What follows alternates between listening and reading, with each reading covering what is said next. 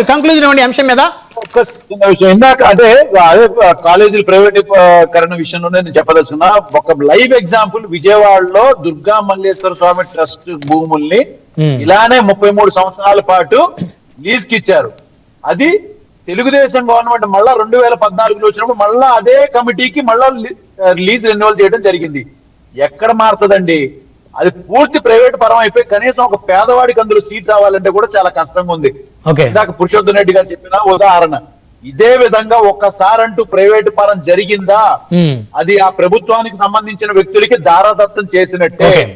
ఇది విజయవాడలో జరుగుతున్నటువంటి ఒక పెద్ద స్కామ్. ఇది ఎవరికి కూడా తెలియదు. ఇది దుర్గా మల్లేశ్వర ట్రస్ట్ సంబంధించినటువంటి పిబి సిద్ధార్థ కాలేజ్ గాని, పిబి మహిళా కాలేజీలు గాని, అదే సిద్ధార్థ మహిళా కాలేజీలు గాని, ఈ రెండు కూడా ఒక సామాజిక వర్గం పూర్తిగా దాన్ని కబ్జా పెట్టి తెలుగుదేశం కనుసన్నల్లోనే వాళ్ళు నడిపిస్తున్నటువంటి అధికారంతో ఎవరిని కూడా బయట మామూలు వ్యక్తులకి ఎక్కడా కూడా మీకు సీట్ రాదండి. నేను మీకు వేరే వ్యక్తులు ఇవ్వాలంటే అక్కడ కమిటీకి సంబంధించిన రికమెండేషన్ ఒక మెంబర్స్ ఉంటారు. అట్ ది సేమ్ టైం లేదా తెలుగుదేశం పార్టీ నుంచి కానీ లెటర్ వస్తే మీకు సీట్ దొరుకుతుంది. లేదంటే సార్ మెరిట్ అదే చెప్తున్నాను కదా, మీకు మెరిట్ లో ఇచ్చేటువంటి ఈ 100 మందిలో మెరిట్ లో 10 ఇస్తారు.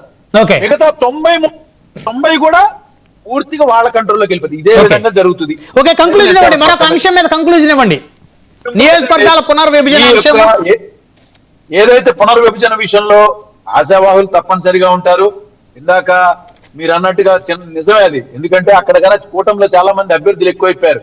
ఆయన అంటున్నారు చాలా పద్ధతి గల్లోళ్ళు ఇందులో ఉంటారని చెప్పి. ఎంత పద్ధతి గల్లోళ్ళు ఉన్నారు, ఏం చేశారనేది రాజకీయ అవకాశాల కోసం ఎప్పుడు ఎవరు ఎటు పక్కకి వెళ్తారో అది రానున్న రోజుల్లో తప్పనిసరిగా తెలుస్తుంది. కాకపోతే పెరుగుతాయి అనేటువంటి ఆశ అందరిలో ఉంది. తప్పనిసరిగా మనకి ఇంకొక 50 నుంచి 75 సీట్ల వరకు కూడా ఆలోచిస్తున్నారు. అది అందరం కూడా ఆశిస్తున్నాం. చాలా మందికి రావాల్సినటువంటి వాళ్ళు ఉన్నారు కాబట్టి దాని గురించి అందరం ఎదురు చూస్తున్నాం. ఓకే, రవికిరణ్ గారు.